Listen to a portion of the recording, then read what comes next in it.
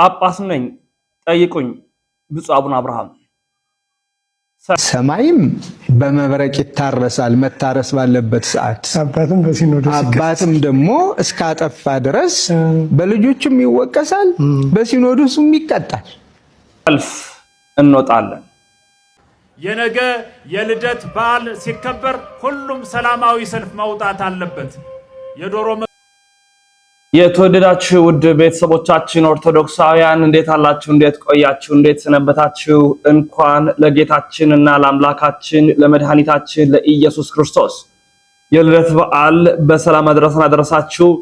ያሮስ ነው። ያሮስን ምርጫችሁ ስታደርጉ ኦርቶዶክሳዊ መረጃዎችን፣ ሳይንሳዊ ጥንክሮችን፣ አስደናቂ የሆኑ ትንታኔዎችን እናቀርብላችኋለን። እስከ መጨረሻው ድረስ ተከታተሉን። ላይክ፣ ሼር ያደረጋችሁ ማድመጣችሁ እንዳይዘነጋ።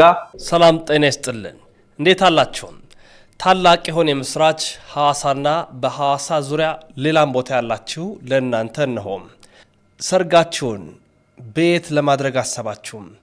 ምናልባት ሰርግ ሲመጣ ብዙ ጭንቀቶች ይመጣሉ። የምግቡ ጉዳይ አሳሳቢ ነው። ስለ አዳራሹ ጭንቀቱ የሚያቆም አይደለም።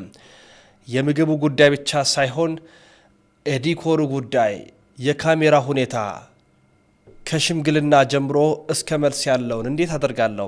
መኪናውንስ ምን ሊሆን ይችላል? እኛ አሰናርተን እናቀርብላችኋለን። ምክንያቱም ያሮስ ኢቨንቶች ነን። በሌሎች ዓለማት ላይ የታዩትን አስደናቂ ክስተቶችን በቪዲዮ መረጃም ጭምር አስደግፍ ያቀርብላችኋል። የኢትዮጵያ ኦርቶዶክስ ተዋሕዶ ቤተክርስቲያን ብቻ ናት ገናን እውን የምታከብረው፣ ሌሎቹስ አያከብሩም። የዛሬ መረጃችን ልዩ ትኩረት አድርጎ የሚያቀርብላችሁ አንዱ ርዕስ ይህ ይሆናል።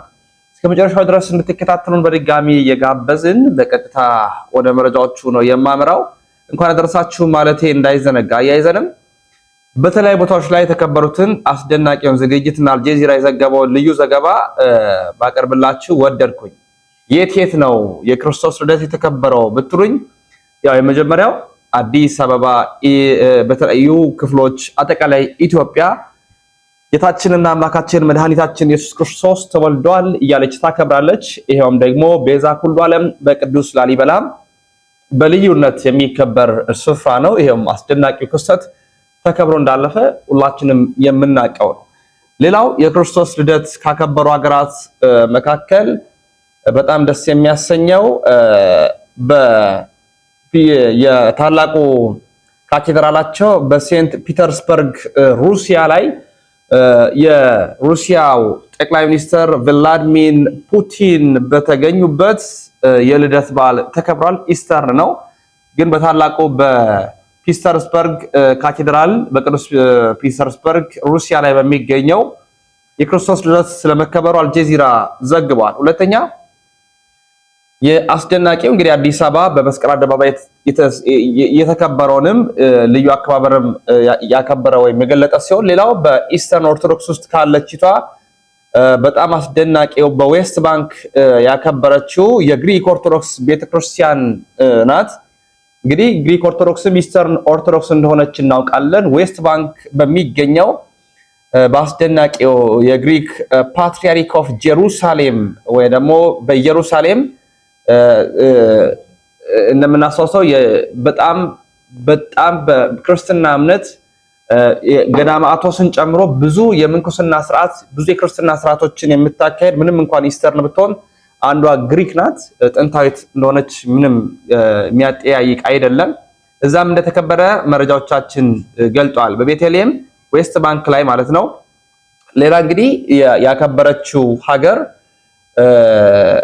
በሚያስደንቅ መልኩ እዛው ፓላስታይን ወይም ፍልስጤማውያንም ቤተልሔም ድረስ ሄደው ማክበራቸው ታውቋል። ግሪክ ኦርቶዶክስም አክብረዋል። ፍልስጤማውያንም ወደ ቤተልሔም የክርስቶስ የተወለደበት ቤተልሔም ነውና የእንጀራ ቤት ተብሎ በሚጠራበትም ቦታ ሄደው ማክበራቸው ነገር ልናውቅ ችለናል። ሌላው እንግዲህ የክርስቶስ ልደት ያከበረው በቅዱስ ጊዮርጊስ ቤተክርስቲያን ያከበሩት አሉ። ደስ በሚያሰኝ ሁኔታ ማለት ነው። የጆርጂያ ኦርቶዶክስ እምነት ተከታይ የሆኑትም የክርስቶስን ልደት አክብረዋል። ሌላው ደግሞ ግብጽ ካይሮ ኦሪየንታል ከሆኑ የኮፕቲክ ኦርቶዶክስ ቤተክርስቲያን መካከል ግብጽ ትገኝበታለች። ግብጽም እንደ ክርስቶስ ልደት የማክበራቸው ነገር አክብረዋል ማለት ነው። ሌላው አርመኒያውያንም የክርስቶስ ልደት በቴራን እንዲያው አክብረዋል።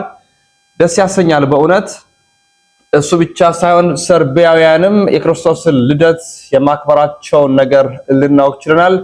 ቤልግሬድ በሚገኘው በሰርቢያ ማለት ነው ኦርቶዶክሳውያኑ አክብረዋል ማለት ነው። የክርስቶስ ልደት በኢስተርን ኦርቶዶክሳውያንም በእኛም ኦርቶዶክሳውያንም በልዩ ድምቀት ተከብሮ አልፏል። እግዚአብሔር የተመሰገነ ይሁን።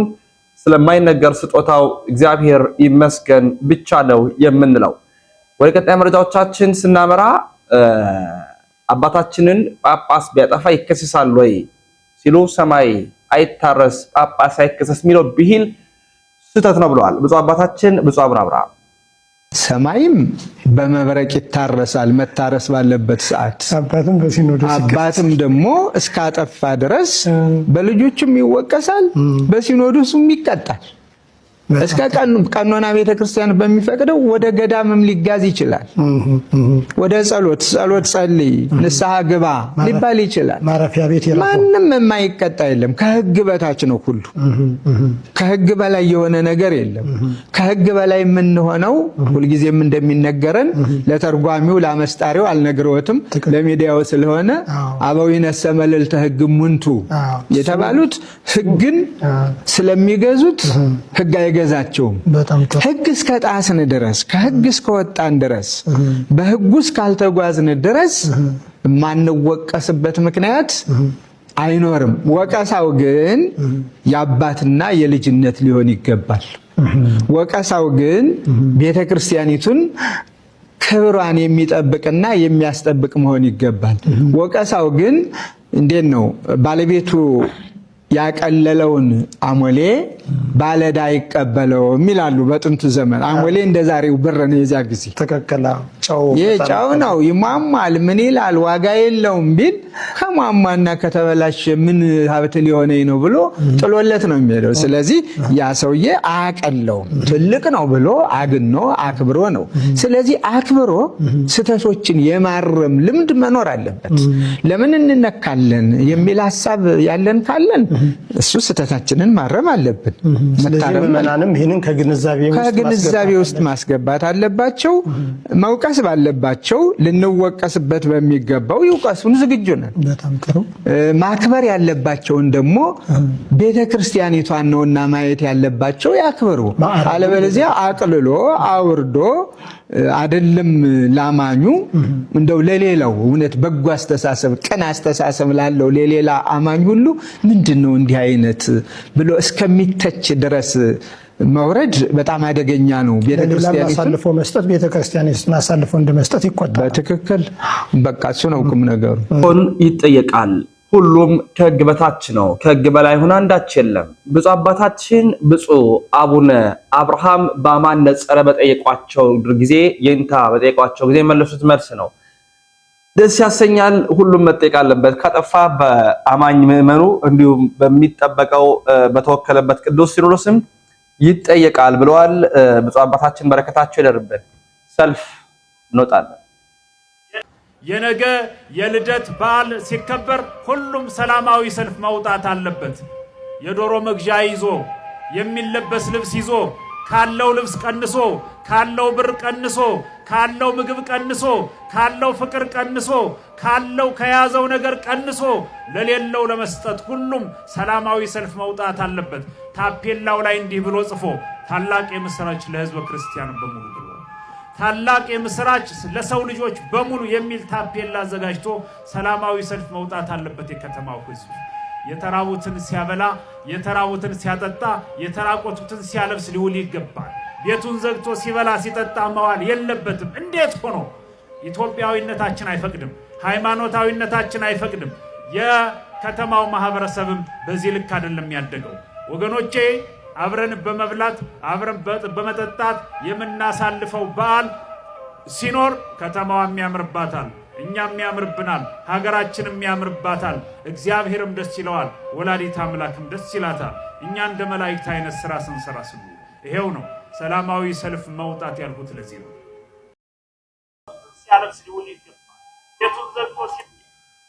ሰላማዊ ሰልፍ መውጣት አለበት። ሰላማዊ ሰልፍ ወጥተናል። ለመውጣት ዝግጁ ነን። ፍላጎት አለን።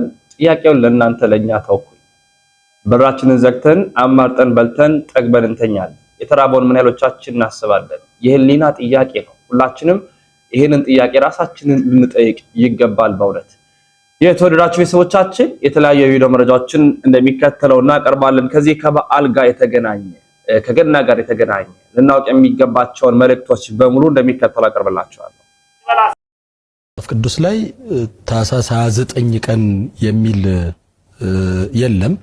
ከዚህ የተነሳ ታኅሳስ 29 ቀን ተወለደ የሚል ስለሌለ ብዙዎች ይህንን ነገር ምዕራባውያን ወደዛ እየወሰዱ እኛም ወደዚህ እያመጣን በእንዲህ አይነት ይከበራል። እኛ ግን መጽሐፍ ቅዱሳዊ መሰረት ይዘን ነው ታኅሳስ 29 ቀን የምናከብረው። እንግዲህ እንደሚታወቀው ጌታችን መድኃኒታችን ኢየሱስ ክርስቶስ ከመጸነሱ በፊት ወይንም ደግሞ እመቤታችን ድንግል ማርያም ጌታችንን ከመጽነሷ በፊት መልአኩ ቅዱስ ገብርኤል ወደ ዘካርያስ ነበር የሄደው። እሱም ልጅ ስላልነበረው ያን ልጅ እንደሚያገኝ ሊያበስረው ወደ ዘካርያስ ነው የሄደው። እመቤታችን ድንግል ማርያምንም ዘካርያስንም ያበሰረው መልአኩ ገብርኤል ነው። ወደ እመቤታችን ድንግል ማርያም ከመሄዱ በፊት ወደ ዘካርያስ ነበር የሄደው። ዘካርያስ በቤተ መቅደስ እያጠነ እያለ በመጽሐፍ ቅዱስ ላይ በሉቃስ ወንጌል በምዕራፍ 1 ከቁጥር 5 ጀምሮ ታሪኩ አለ። በይሁዳ ሄሮድስ በነገሰበት ጊዜ ከአብያ ወገን የሚሆን ስሙ ዘካርያስ የሚባል አንድ ካህን ነበረ ይላል። በዕብራውያን አቆጣጠር መልአኩ ቅዱስ ገብርኤል ወደ ዘካርያስ የሄደው በሰባተኛው ወር ነው። የዕብራውያን አቆጣጠር መጋቢት ነው የሚጀምረው። 7 ወር ስንቆጥር መስከረም ይመጣል። በሰባተኛው ወር በ10ኛው ቀን ነው የሚለው። በዕብራውያን አቆጣጠር ሰባተኛው ወር የሚባለው በእኛ ጥቅምት ማለት ነው። በእነሱ ጥቅምት 10 በእኛ ደግሞ ጥቅምት 27 ነው የሚሆነው እና ጥቅምት 27 ቀን ዘካርያስን ሊያበስረው መልአኩ ቅዱስ ገብርኤል ልጅ ትወልዳለህ፣ ወንድ ልጅ ትወልዳለህ፣ ስሙንም ዮሐንስ ትለዋለህ ብሎ አብስሮት ነበርና በቤተ መቅደስ እያገለገለ እያለ ከዚያ በኋላ ይህንን ብስራት ሰምቶ ወደ ቤቱ በገባ በሁለተኛው ቀን ዮሐንስ ተጸነሰ። ዮሐንስ የተጸነሰው መስከረም 29 ቀን ማለት ነው። መጽሐፍ ቅዱስ ላይ በስድስተኛ ወር ይላል። በስድስተኛ ወር መልአኩ ገብርኤል ወደ አንዲት ድንግል ሄደ ነው የሚለው። ስድስተኛ ወርን ስንቆጥር ዮሐንስ ከተጸነሰበት ጀምሮ ስንቆጥር በእኛ አቆጣጠር መጋቢት 29 ነው የሚሆነው። መጋቢት 29 ቀን ነው የሚሆነው። መጋቢት 29 ቀን ጌታችን ኢየሱስ ክርስቶስ የተጸነሰበት ዕለት ነው ማለት ነው በእኛ አቆጣጠርና ከመጋቢት 29 ቀን ተነስተን ደግሞ እንደ ማንኛውም ወንድ ልጅ ተጸንሶ የሚወለድበትን ጊዜ ስንቆጥር 9 ወር ከ5 ቀን ማለት ነው ታኅሳስ 29 ቀን ይመጣል ማለት ነው።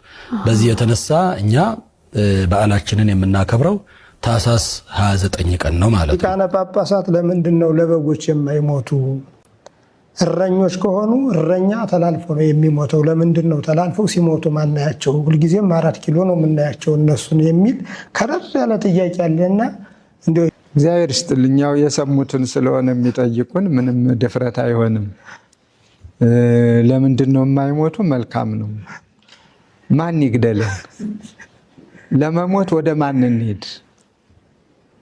አሁን ይህንንም ጨምረው ቢጠቁሙን። ምክንያቱም መቼም ዝም ብሎ ግደሉኝ አይባልም። ሟችም ገዳይም የሚገናኙበት መንገድ መኖር አለበት። እኔ ሊያስወቅሰን ይችላል ብዬ የማምነው ከአባቶቻችን እንደተማርነው አንተ ካድ ብሎ አንድ አረሚ ቢመጣ ሃይማኖትህን ካድ፣ ማተብህን በጥስ፣ እኔ ላቆምኩት መስል ስገድ፣ እኔ የምልህን አድርግ የሚል ቢመጣና የዚያ ጊዜ ለመኖር ብለን አይሽ እንዳልክ ይሁን ይደረግልህ ብንል ለምንድን ነው ያልሞቱት? ከዚህ በላይ ምን ክብር ፈልገው ነው የሚል ጥያቄ ቢነሳ እውነት ነው። አሁን ሃይማኖትህን በጥስ ማለት ክርህን በጥስ ሃይማኖትህን ለውጥ እግዚአብሔርን ካድ የሚል ፊት ለፊት የመጣብን የለም እና አሟሟቱም ራሱ ጥያቄውን ጥያቄ ነው የሚያስነሳ። ምን ብለን እንሙት? ራስንም ለሞት ዝም ብሎ ያላግባብ ሞት እኮ አስተማሪ መሆን አለበት። ክርስቲያናዊ ሞት በነገራችን ላይ አስተማሪ ነው። አባቶቻችን የምናደንቃቸው በህይወታቸው ከሰበኩት፣ በህይወታቸው ካስተማሩት፣ በህይወታቸው ወደ እግዚአብሔር ካቀረቡት ህዝብ ይልቅ በሞታቸው ያቀረቡት ይበልጣል። ትክክል። ያ ማለት ደግሞ አሟሟታቸው አስተማሪ ስለሆነ ነው።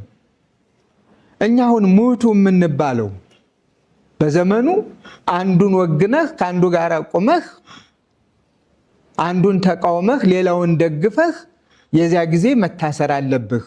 ሊያስር የሚችለው ሊገልህ የሚችለው ክፍል ሲመጣ አዎ ብለህ መሞት አለብህ የሚል ነው ያሁኑ ጥያቄ። ይሄ ደግሞ መጻሕፍት አላስተማሩንም። የኛ መነሻችንም እንግዲህ ቅዱስ መጽሐፍ ነው። መነሻችን የቅዱሳን ገድል ነው። መነሻችን ድርሳናቱ ናቸው። መነሻችን ቀኖና ቤተክርስቲያን ነው። ከቀኖና ቤተክርስቲያን ውጭ በሆነ መልኩ ምን ብለን እንሙት? ሞታችንስ ማንን ነው የሚያስተምር? 4 ኪሎ ላይ ነው የሚውሉት። 4 ኪሎ የሚውሉ ካሉ ይፈልጓቸው ያለ ስራ። ሁሉ 4 ኪሎ ነው እንደሚውለው? 4 ኪሎ በስራ የተሰማሩ ይውላሉ። በደዌ ዳኛ የተያዙ ይውላሉ። አመል ብሏቸው ደግሞ የሚውሉ ካሉ እሱ ሌላ ጥያቄ ነው። አለበለዚያ ብዙዎች የቤተ ክርስቲያንን ስርዓት እና ቀኖና ጠብቀን ሀገረ ስብከታችን ላይ ነው የምንቀመጠው። እንግዲህ እኔም 4 ኪሎ ተቀመጥኩ ከተባልኩ ኃላፊነት በነበረኝ ሰዓት ነው። ያም እዚህም ሳይቀር ነው። አሁን ደግሞ ያን ከጨረስኩ በኋላ 4 ኪሎ አየሁት የሚለኝ ካለ ወይ 1 ቀን ወይ 2 ቀን ለስራ ሄጄ አይቶኝ ሊሆን ይችላል። ከዚያ ውጭ ሀገረ ስብከቴ ነው። ስለዚህ ሀገረ ስብከቴ ላይ ችግር ተፈጥሮ በሀገረ ስብከቴ ውስጥ ሃይማኖታችሁን ለውጡ፣ ማተባችሁን በጥሱ፣ ካዱ የሚል መጥቶ መንጋውን ሲነጥቅ ሲገል እኔ ተደብቄ ተሸሽጌ ራሴን ለማዳን ተቀምጬ ከሆነ ለምንድን ነው ይሄ ክብር ያለፈ ብሎ ብወቀስ ለምንድን ነው? መቼ ልትሞት ነው ዛሬ ያልሞት? ሰማዕትነት ለምን አመለጠ? ልክ ነው። አባቶቻችን ሰማዕትነት አያመልጥህ ነው ያሉት። ስለዚህ ያኛው ምን ፈልገህ ነው ከዚህ በኋላ ብባል እውነት ነው። አሁን ግን ምንድን ነው እንደው እኮ ጥያቄው ራሱ ለምን አልሞታችሁም የሚለው ግራ የሚያጋባ ነው። አንደኛ እንዳለ እንደ ሀገሪቱ ከሆነ የምናየው ሀገሪቱ ሀገራችን ኢትዮጵያችን ታማለች። አው በጠና የሚፈውሳት ትፈልጋለች። ከእግዚአብሔርም በቀር ሌላ ፈዋሽ የላትም። ዓለም እንደሆነ ውድቀቷን እንጂ ትንሣኤዋን አይፈልግም። ዓለም እንደሆነ እርስ በርስ ልጆቿ መጋጫታቸውን እንጂ መፋቀራቸውን አይፈልግም። ዓለም እንደሆነ ትናንትና በጦርነት በልዩ ልዩ መንገድ ገብቶ በቅኝ ለመግዛት የሮጠውን ያህል ሳይሆንለት የቀረ ዛሬ መግቢያ አግኝቶ ልጆቿን እርስ በርስ እያናከሰ እርስ በርስ እያጣላ የላይ ፈሪ የታች ፈሪ እያለ ከማጋደልና ደም ከማፋሰስ ያለፈ የሚያስበው ነገር አይኖርም። ስለዚህ ጸቡ እንደ ትናንትናው ከሌላ ዓለምና ከኢትዮጵያ ጋር አይደለም።